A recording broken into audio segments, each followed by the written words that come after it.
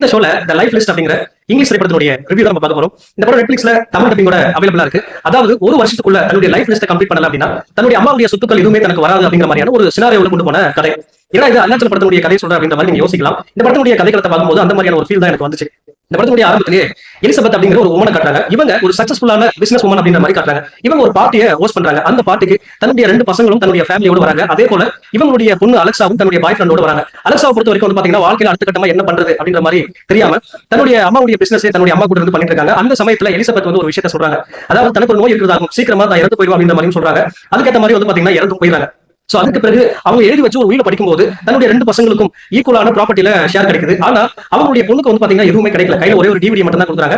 அந்த டிவிடியை ப்ளே பண்ணி பார்க்கும்போது தன்னுடைய பொண்ணு டீனேஜ் லைஃப்ல என்ன லைஃப் லிஸ்ட் எழுதி வச்சிருக்காரோ அதை கம்ப்ளீட் பண்ணணும் அப்படின்ற மாதிரி ஒரு டாஸ்க் கொடுத்திருப்பாங்க. அந்த லைஃப் லிஸ்ட் கம்ப்ளீட் பண்ணாதான் அவங்களுக்கு ப்ராப்பர்ட்டில ஒரு சில விஷயங்கள் கிடைக்கும் அப்படின்ற மாதிரி சொல்லிருப்பாங்க. அது என்ன லைஃப் லிஸ்ட், அதை வந்து அலெக்சா கம்ப்ளீட் பண்ணாங்களா இல்லையா, அண்ட் டூஸ்டே என்ன ஆகுது அப்படிங்கறத அந்த படத்தினுடைய மீதி கதை.